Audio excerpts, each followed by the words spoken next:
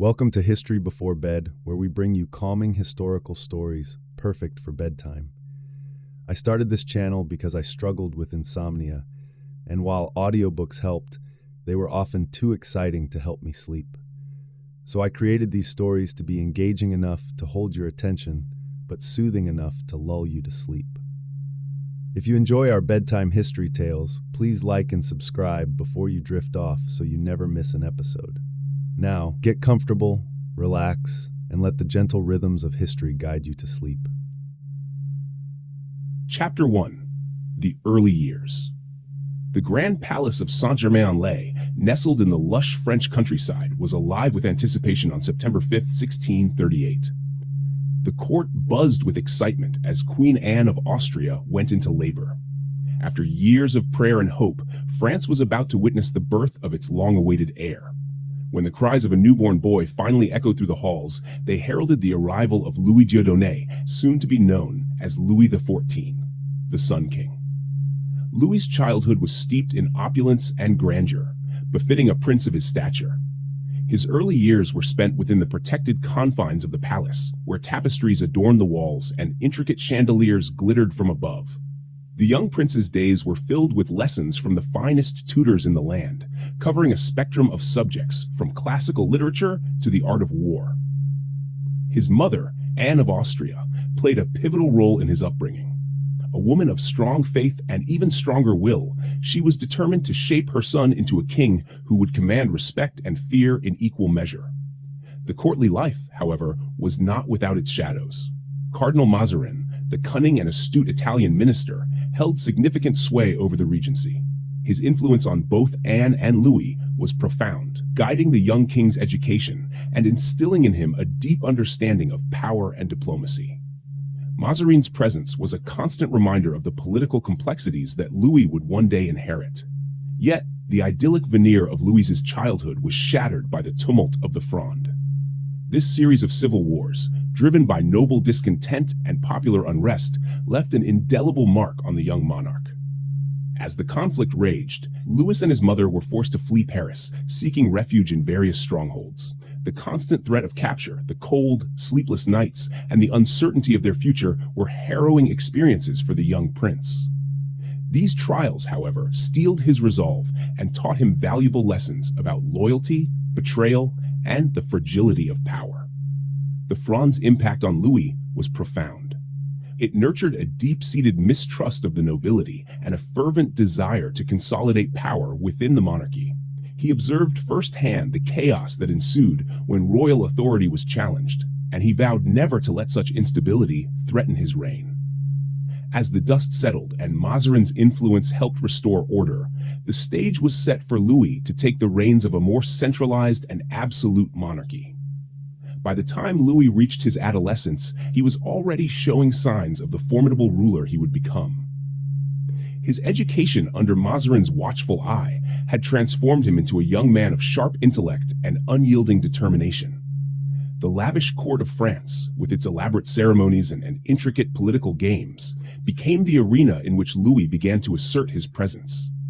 The lessons of his early years, marked by both privilege and peril, had molded him into a prince ready to claim his destiny as one of the most powerful kings in history. As Louis prepared to step into his role as the sovereign of France, the memories of his childhood, the grandeur of Saint-Germain, the guidance of his mother and Mazarin, and the trials of the Fronde remained ever present. These experiences would shape his policies, his relationships, and his vision for a France that would stand unchallenged in its glory and might. The early years of Louis XIV were but the prologue to a reign that would leave an indelible mark on the annals of history. Chapter 2. Ascension to the Throne. On a crisp morning in 1661, the 23-year-old Louis XIV stood before the court at the Palais Royal, ready to assume the mantle of absolute power. Cardinal Mazarin, the man who had been a second father and mentor to him, had passed away. With his death, the era of regency ended, and Louis seized the opportunity to declare his intention to rule without a chief minister. His bold proclamation, "L'État, c'est moi, I am the state," marked the dawn of a new era in French history, one defined by the absolute monarchy. The court, resplendent in its finery, watched in awe as Louis articulated his vision for France. He spoke with a calm authority, his voice unwavering, leaving no doubt that he intended to be the sole architect of the nation's destiny. This declaration was not merely a statement of intent, but a definitive assertion of his belief in the divine right of kings. Louis envisioned a centralized, unchallenged authority that would embody the power and glory of France. One of Louis's most ambitious undertakings was the construction of the Palace of Versailles. In 1661, he embarked on transforming his father's hunting lodge into a symbol of his reign. The grounds, already expansive, would soon be filled with meticulously planned gardens, fountains, and statues, showcasing the wealth and artistic prowess of France. Architects and artisans, including the renowned Louis Levaux, André Lenotre, and Charles Le Brun, were commissioned to bring the king's vision to life. The palace would not only serve as a royal residence, but also as a manifestation of Louis's power, with its grandeur and opulence captivating all who beheld it. While overseeing the construction of Versailles, Louis also set about consolidating his power through a series of early reforms. He took direct control of the state's administration, reducing the influence of the nobility and centralizing authority within his own hands. The king systematically curbed the powers of the parliaments, the regional judicial bodies that had often acted as counterweights to royal authority. By placing loyalists in key positions and reorganizing the state apparatus, Louis ensured that the bureaucracy was firmly under his control. Financial stability was another cornerstone of Louis's early reign. He appointed Jean-Baptiste Colbert as Controller General of Finances, tasking him with the formidable challenge of restoring the kingdom's finances. Colbert's policies emphasized mercantilism, fostering domestic industries and increasing tax revenues through more efficient collection methods.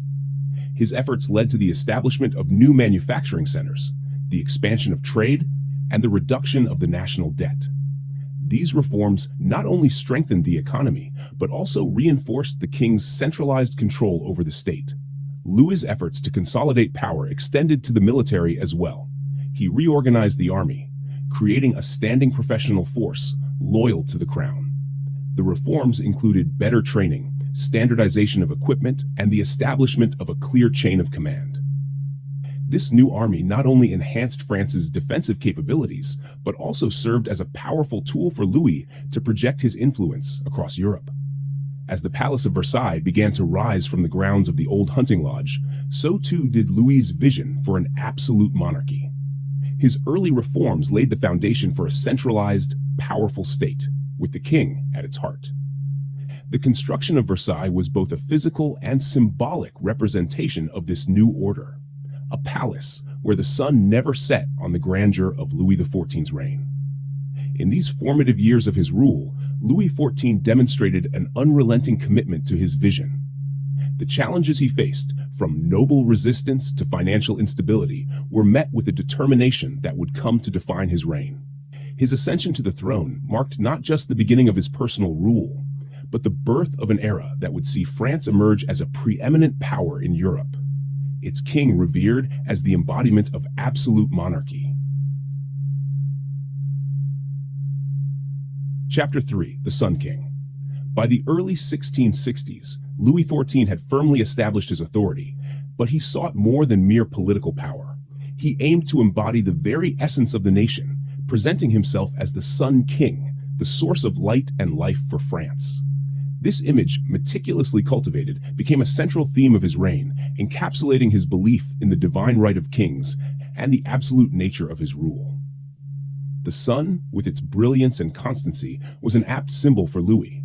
It signified order, grandeur, and an unyielding presence at the center of the French universe. Louis adopted the sun as his emblem, using it to represent his role as the source of all political, cultural, and social life in the kingdom.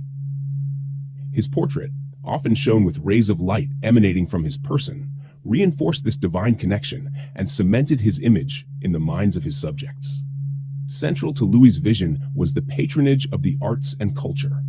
Under his reign, France became the cultural heart of Europe. He supported artists, writers, and musicians, fostering an environment where the arts could flourish. The likes of Molière, Racine, and Lully enjoyed the king's patronage, producing works that would define French culture for generations. Louis established the Académie Française to oversee the purity of the French language and the Académie Royale de Peinture et de Sculpture to nurture the visual arts.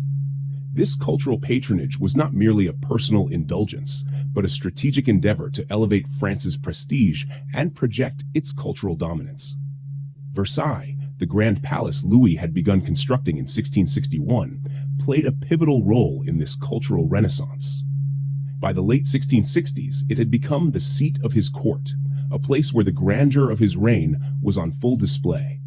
The palace itself, with its magnificent hall of mirrors, sprawling gardens, and intricate fountains, was a testament to Louis's vision and the glory of France. Versailles was more than a royal residence. It was the center of political power and cultural life, a stage on which the daily drama of the monarchy unfolded. Life at Versailles was governed by a rigid and elaborate system of etiquette and rituals. The king's day began with the lever, the grand rising ceremony attended by the most privileged courtiers. This daily ritual, meticulously choreographed, reinforced the social hierarchy and the king's central role in it. Throughout the day, Louis was surrounded by courtiers vying for his favor, their every move dictated by the complex web of protocol. Meals were public affairs, with the grand couvert showcasing the king's opulence and reinforcing the social order. The court at Versailles was a microcosm of Louis's vision for France. It was a place where nobles were kept under the watchful eye of the king, their power and influence carefully managed. By requiring the nobility to spend much of the year at court, Louis effectively neutralized potential threats to his authority. The court became a theater of power, where every gesture, every word was laden with political significance. In addition to its political and cultural roles, Versailles was a symbol of Louis's personal tastes and interests. The gardens, designed by André Le Nôtre, were masterpieces of landscape architecture, reflecting the king's love for order and beauty. The intricate parterres, the grand canals, and the playful fountains all spoke to a monarch who saw himself as a patron of both art and nature. The palace interiors, adorned with works by Charles Le Brun and other renowned artists, showcased the finest of French craftsmanship and artistic talent. The image of the Sun King, meticulously crafted and omnipresent, was not just a reflection of Louis XIV's personal ambitions, but a deliberate strategy to consolidate and exercise power. Through his patronage of the arts, his grand palace at Versailles, and the elaborate rituals of court life, Louis created a world where he was the undeniable center. This image of the Sun King would endure long after his reign, shaping the legacy of one of history's most iconic monarchs and leaving an indelible mark on the cultural and political landscape of France. Thus, the era of the Sun King was characterized by a dazzling display of power, culture, and grandiosity, with Louis XIV reigning supreme at its heart. His vision and the physical manifestation of his reign in the splendor of Versailles set a standard of absolute monarchy that would influence rulers across Europe and echo through the centuries. Chapter 4: Wars and Expansion. As Louis XIV solidified his power at home, his ambitions turned outward, aiming to expand French influence and territory across Europe. The first major conflict of his reign, the War of Devolution, began in 1667 and was sparked by a dispute over the Spanish Netherlands. Louis claimed these territories on behalf of his wife, Maria Theresa, asserting that the laws of devolution, local customs dictating inheritance, favored her claim over those of the Spanish king. Louis's strategy in the War of Devolution was swift and calculated.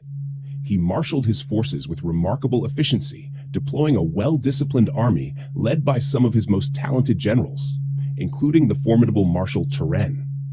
French troops swiftly overran key towns in the Spanish Netherlands, demonstrating both their military prowess and the effectiveness of Louis's centralized command.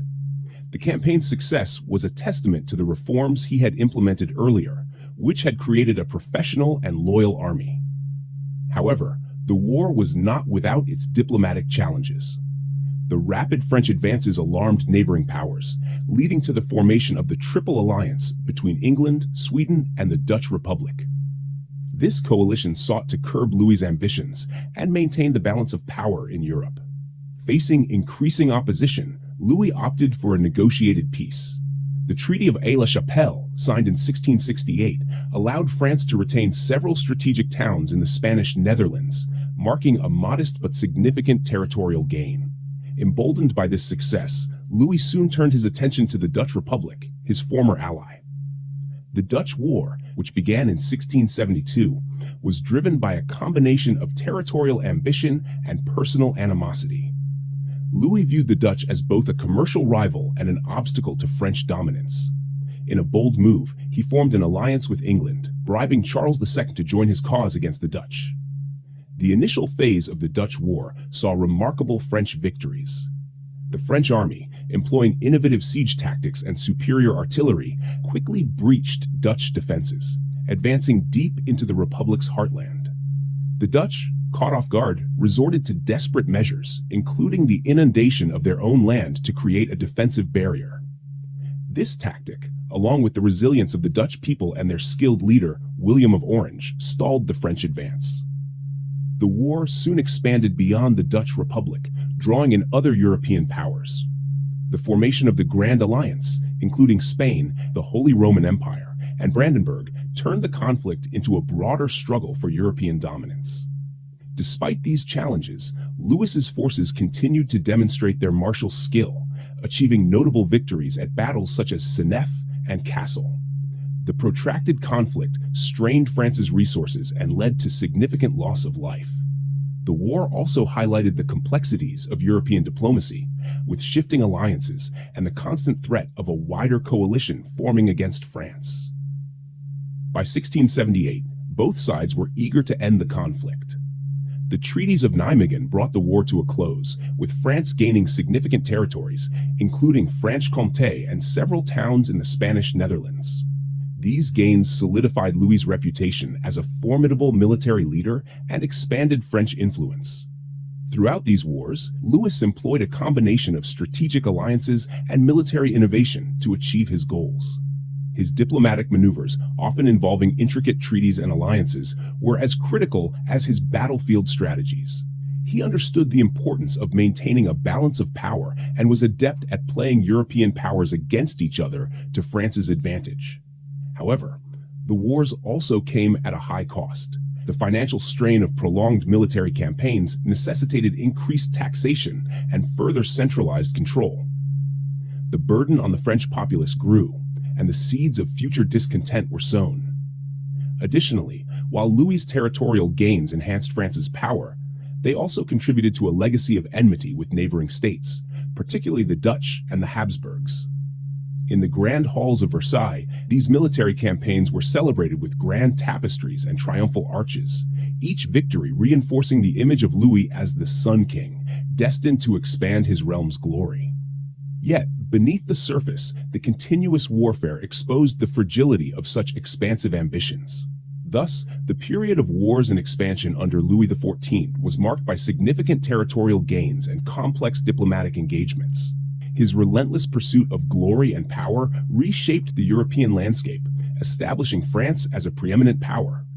But it also set the stage for future conflicts, as the balance of power in Europe remained a delicate and ever-shifting reality. Chapter 5: Challenges and Struggles. As Louis XIV's reign progressed, the financial strains of his ambitious wars and grand projects began to manifest more acutely. The opulence of Versailles and the costs of maintaining a vast professional army placed an immense burden on the state's treasury. To address these challenges, Louis turned to his trusted finance minister, Jean-Baptiste Colbert, whose policies had earlier bolstered the economy. Colbert's strategies included rigorous tax collection, promotion of mercantilism, and the establishment of state-sponsored industries. He implemented measures to increase productivity, reduce imports, and expand French colonial ventures. However, these efforts could only partially mitigate the financial strain. The endless wars and the lavish expenditures of the court required more revenue than even Colbert's reforms could generate. Despite his attempts to streamline the tax system and stimulate economic growth, the state's finances remained precarious. Amidst these financial challenges, Louis made a fateful decision that would have profound social and economic repercussions: the revocation of the Edict of Nantes in 1685. The edict, originally issued by Henry IV in 1598, had granted significant religious freedoms to the Huguenots, the French Protestants. Louis, viewing religious unity as essential to his vision of an absolute monarchy, sought to impose Catholic uniformity across his realm. The revocation of the Edict of Nantes, enacted through the Edict of Fontainebleau, abolished the Huguenots' rights to worship and led to the destruction of their churches and schools. Protestant clergy were exiled, and those who remained faced severe persecution. This draconian policy aimed to solidify Catholic dominance, but had unintended and detrimental consequences. Hundreds of thousands of Huguenots fled France, seeking refuge in more tolerant nations like the Dutch Republic, England, and Brandenburg Prussia. The exodus of the Huguenots dealt a significant blow to the French economy. Many Huguenots were skilled artisans, merchants, and professionals whose departure deprived France of valuable human capital. The loss of their expertise and entrepreneurial spirit hindered industries that Colbert had so painstakingly built. Additionally, the revocation fueled widespread resentment and unrest, exacerbating the social and economic strains on the kingdom. Religious tensions permeated French society, with Catholics and remaining Huguenots existing in a state of mutual suspicion and hostility. The crown's enforcement of religious conformity through dragoons, mounted soldiers tasked with coercing conversions, only deepened the animosity. These dragonnades were brutal, involving the quartering of soldiers in Protestant households and violent intimidation tactics. Such methods reflected Louis's determination to achieve religious uniformity, but further alienated large segments of the population. The domestic unrest extended beyond religious tensions. The heavy taxation required to fund Louis's wars and projects disproportionately affected the peasantry and lower classes, leading to widespread discontent. Harvest failures and rising food prices compounded the misery, sparking local uprisings and revolts. In response, Louis's administration employed a combination of repression and reforms. Troops were dispatched to quell revolts, while limited relief measures were introduced to alleviate the most acute hardships. In the urban centers, the growing bourgeoisie, merchants, financiers, and professionals found themselves caught between loyalty to the crown and frustration with its economic policies. While many had benefited from the mercantile policies of Colbert, the continuous demands for revenue and the instability caused by the revocation of the Edict of Nantes threatened their livelihoods. The crown's increasing reliance on loans and the sale of offices further complicated the economic landscape, leading to a volatile financial environment. Louis's handling of these domestic challenges reflected his unwavering commitment to absolute rule. He maintained strict control over his administration, using surveillance and censorship to suppress dissent. His network of intendants, royal officials appointed to oversee provincial governance, ensured that the central authority remained unchallenged. Yet, the relentless pursuit of centralized power came at the cost of social cohesion and economic stability. The grandeur of Louis's court at Versailles, with its rituals and ceremonies, provided a stark contrast to the struggles faced by his subjects. While the king's image as the Sun King remained untarnished in the eyes of the court, the reality for many French citizens was one of hardship and discontent. The contradictions between the splendor of Versailles and the suffering of the populace underscored the growing challenges of maintaining an absolute monarchy in the face of mounting internal pressures. Thus, the latter part of Louis XIV's reign was marked by significant challenges and struggles. The financial strains, religious tensions, and domestic unrest revealed the vulnerabilities of his centralized and absolute rule. While Louis continued to project an image of unassailable power and divine right, the underlying fractures within French society and economy foreshadowed the complexities and difficulties that his successors would inherit. Chapter 6: Diplomacy and Intrigue. Louis XIV's reign was as much defined by his diplomatic maneuvers as by his military campaigns. The Sun King's relationships with other European powers, his strategic marriages, and the complex web of alliances he wove were all pivotal to his quest for French dominance. These efforts were often conducted with a mixture of shrewdness, charm, and, when necessary, ruthlessness. From the outset of his reign, Louis understood the importance of forging strong alliances through marriage. His own marriage to Maria Theresa of Spain in 1660 had been a masterstroke, intended to solidify a peace between France and Spain after decades of conflict. Although the marriage treaty stipulated a significant dowry, Spain's inability to pay it gave Louis a pretext to claim territories in the Spanish Netherlands, setting the stage for the War of Devolution. Louis's diplomatic strategy often revolved around balancing the power of his neighbors while expanding French influence. His relationship with England, for instance, was marked by both rivalry and cooperation. The secret Treaty of Dover in 1670 exemplified this complex relationship. Through this treaty, Louis secured an alliance with Charles II of England, promising financial support in exchange for English assistance in his wars against the Dutch. This alliance, however, was kept hidden from the English Parliament, highlighting the clandestine nature of much of Louis's diplomacy. The network of treaties and alliances Louis crafted extended beyond marriages and covert agreements. The Treaty of Nijmegen, which concluded the Dutch War in 1678, was a significant diplomatic victory. It not only solidified France's territorial gains, but also disrupted the unity of the anti-French coalition. The treaties negotiated at Nijmegen with Spain, the Dutch Republic, and the Holy Roman Empire demonstrated Louis's ability to use diplomacy to consolidate his military successes. Key ministers and advisors played crucial roles in these diplomatic endeavors. One of the most influential was François-Michel Letellier, Marquis de Louvois, who served as Louis's Secretary of State for War. Louvois was instrumental in reorganizing the French military, ensuring that it was a formidable force capable of backing Louis's diplomatic ambitions. His reforms in logistics, training, and supply lines enabled the French army to sustain prolonged campaigns, thus supporting Louis's expansive foreign policy. Another pivotal figure was Charles Colbert, Marquis de Croissy, the brother of Jean-Baptiste Colbert. As Secretary of State for Foreign Affairs, Croissy was a master negotiator, adept at navigating the intricate web of European politics. His diplomatic skills were crucial in securing favorable terms in various treaties and in maintaining France's alliances. The role of Madame de Maintenon, Louis's second, albeit secret wife, should not be underestimated in the sphere of diplomacy and intrigue. While her influence was more pronounced in domestic affairs and religious policies, she also acted as a confidant and advisor to Louis, providing counsel that often shaped his decisions. The late 1680s and early 1690s saw a shift in European alliances with the formation of the League of Augsburg, a coalition aimed at curbing French expansion. This league included the Holy Roman Empire, Spain, Sweden, and several German states, all united by their fear of Louis's growing power. The ensuing War of the League of Augsburg, 1688 to 1697, also known as the 9 Years' War, was a testament to the complex interplay of diplomacy and military strategy that characterized Louis's reign.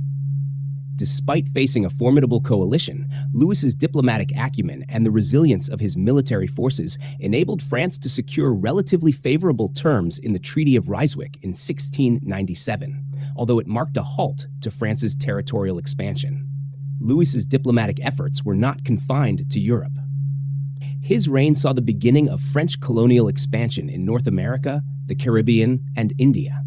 These colonial endeavors were partly driven by the need to secure new resources and markets to bolster France's economy, and partly by the desire to spread French influence globally.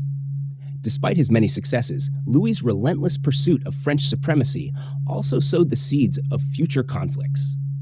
His aggressive policies and the constant shifting of alliances created a Europe perpetually on edge, with rivalries and resentments that would eventually culminate in the War of Spanish Succession. In summary, the diplomacy and intrigue of Louis XIV's reign were marked by strategic marriages, masterful treaties, and a network of alliances carefully woven to bolster France's position in Europe and beyond. The king's key ministers and advisors played crucial roles in these efforts, ensuring that France remained a dominant power. Yet, the very success of these strategies also led to increased tensions and rivalries, setting the stage for future upheavals in the European balance of power.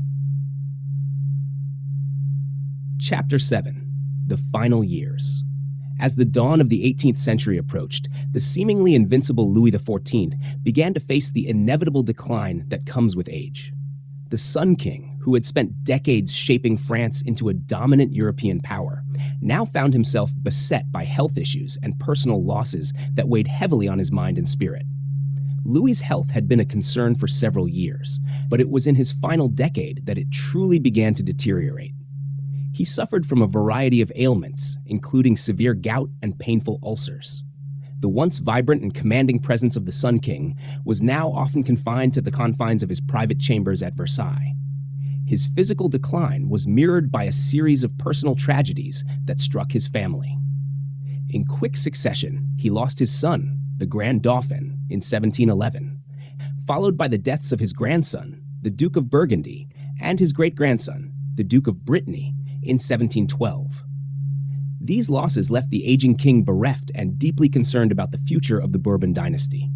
With his direct heirs gone, the question of succession became a pressing issue. The next in line was his great-grandson, the young Duke of Anjou, who would later become Louis XV.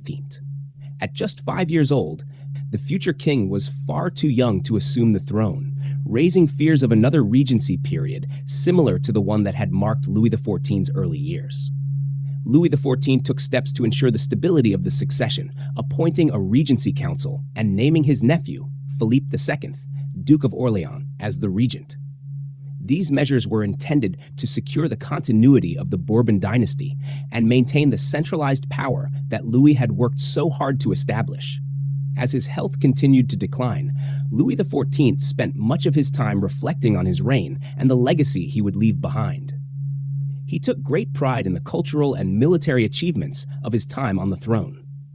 Under his patronage, the arts had flourished, and France had become a beacon of culture and sophistication in Europe. The Palace of Versailles stood as a testament to his vision, its opulent halls and meticulously designed gardens symbolizing the grandeur of his reign. However, Louis was not blind to the costs of his ambitions. The constant wars and extravagant expenditures had drained the treasury and placed a heavy burden on the French people. The revocation of the Edict of Nantes, which had driven the Huguenots from France, had caused significant economic and social upheaval. In his final reflections, Louis expressed regret over some of these decisions, recognizing the hardships they had inflicted on his subjects. On August 25, 1715, as Louis lay on his deathbed, he called his heir, the young Duke of Anjou, to his side. With a solemn and reflective tone, he offered advice that echoed the lessons he had learned over his long reign. He urged his great-grandson to avoid the excesses and relentless pursuit of glory that had defined much of his own rule, emphasizing the importance of caring for the welfare of the people and the stability of the state. Louis XIV passed away on September 1, 1715, after reigning for 72 years, the longest of any monarch in European history. The immediate aftermath of his death was marked by a mixture of mourning and relief. While many at court and across the kingdom mourned the passing of the Sun King, there was also a sense of hope for a more peaceful and prosperous future under the new regency. The regency of Philippe II, Duke of Orleans, began amidst these complex emotions. The Duke faced the daunting task of governing a nation still grappling with the economic and social impacts of Louis XIV's policies. His regency aimed to address some of the financial issues left by his predecessor, implementing reforms to stabilize the economy and reduce the national debt. The legacy of Louis XIV would be debated for centuries to come. He left behind a France that was both culturally resplendent and economically strained, a nation that had experienced unparalleled glory and profound suffering. His reign had reshaped the French state, centralizing power and elevating the monarchy to unprecedented heights. Yet, the very absolutism that had defined his rule also sowed the seeds of future discontent, setting the stage for the challenges that would eventually culminate in the French Revolution. In the grand halls of Versailles and the annals of history, Louis XIV remained a towering figure, a king who had embodied the zenith of absolute monarchy, whose ambitions and achievements had left an indelible mark on France and the world. As the Sun King's era came to a close, the legacy of his reign continued to cast a long shadow over the future of the Bourbon dynasty and the destiny of France. Chapter 8: Legacy of the Sun King. The reign of Louis XIV left an indelible mark on France and Europe, shaping the contours of modern states and monarchies for generations to come.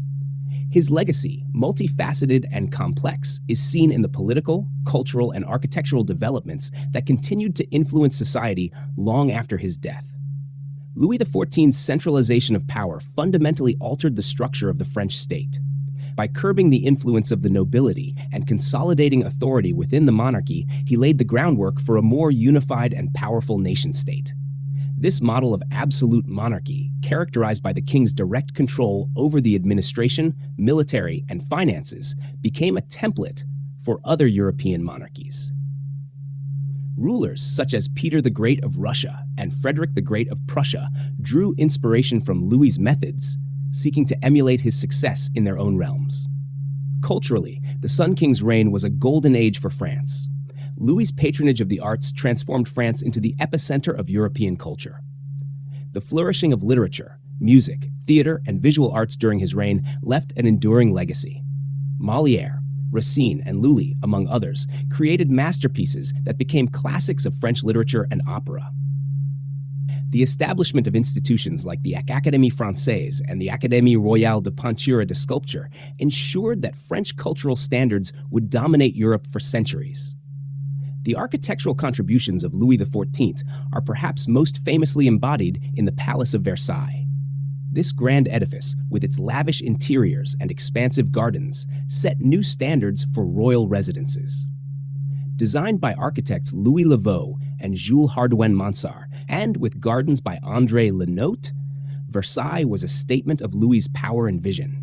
Its influence extended beyond France, inspiring similar projects across Europe, including the palaces of Schönbrunn in Austria and Peterhof in Russia. Historical assessments of Louis XIV's reign are varied and often contradictory. On one hand, he is celebrated for his role in making France a leading European power and for his contributions to the arts and architecture. His reign is often seen as the apogee of French monarchical power, a period of grandeur and cultural richness. On the other hand, critics point to the heavy financial burdens his wars and extravagances placed on the French economy, which contributed to the conditions that led to the French Revolution. The revocation of the Edict of Nantes is also viewed negatively, as it led to religious persecution and economic decline due to the emigration of skilled Huguenots. Modern interpretations of Louis XIV's rule continue to evolve.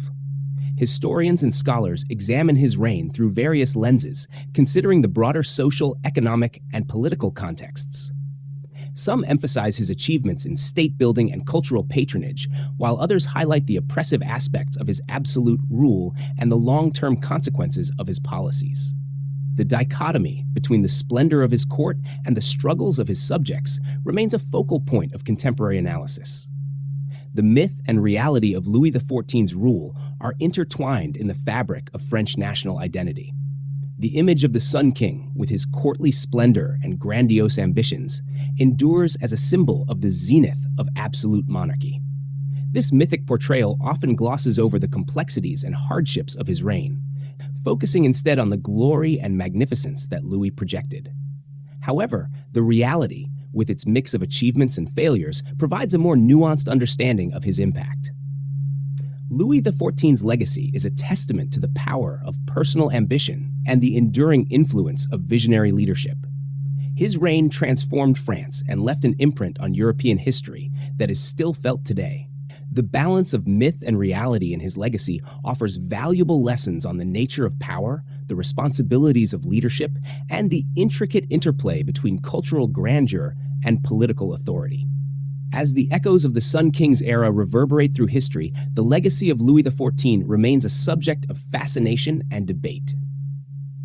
His reign, marked by both extraordinary accomplishments and profound challenges, continues to shape our understanding of monarchy, statecraft, and the enduring power of cultural and architectural achievements. The story of Louis XIV is a reminder of the complexities of history, where the mythic and the real coexist, each illuminating different facets of a remarkable and transformative reign. Thank you for joining me tonight on History Before Bed. I hope you found our journey through the past both intriguing and restful. If you enjoyed tonight's story, please like, subscribe, and let me know in the comments what story you'd like to hear next. Sweet dreams, and I'll see you in the next episode. Good night.